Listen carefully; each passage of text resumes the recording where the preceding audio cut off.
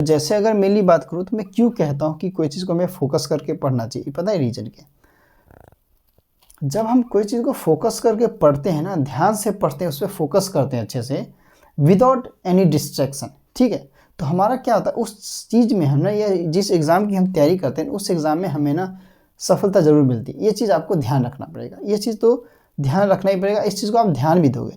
लेकिन जनरली जिसका डिस्ट्रैक्शन होता है, मन कभी इधर कभी उधर भागता है, उसका सफलता मिलता नहीं है, उसको सफलता मिलता नहीं। अब वो बार बार कह भी दे कि मैं तो इतना पढ़ता हूँ लेकिन फिर भी मेरा कुछ मार्क्स नहीं आता, रैंक नहीं आता, क्यों?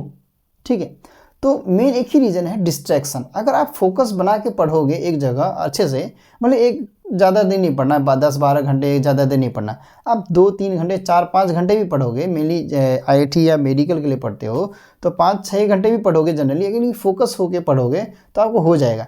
जनरली न्यूमेरिकल सॉल्व नहीं होते, केमिस्ट्री के, फिजिक्स के, कोई भी चीज़ के, तो आप फोकस होकर सबसे पहले क्वेश्चन को समझो, क्वेश्चन कह क्या रहा है, क्वेश्चन क्या कह रहा है, उसमें गिवन लिखो। सबसे पहले गिवन लिखने पे देखो आपके क्वेश्चन में दिया क्या है, उसके अकॉर्डिंग कौन सा फॉर्मूला लग रहा है, कौन सा रूल अप्लाई हो रहा है, उस हिसाब से क्वेश्चन को सॉल्व करो। तो सब कुछ आ जाता है, क्या फोकस पे ही आ जाता है सब कुछ। तो हमें इसलिए क्या करना है, कोई भी टॉपिक को या कोई भी चीज़ पढ़ रहे हैं तो फोकस जरूर करना चाहिए।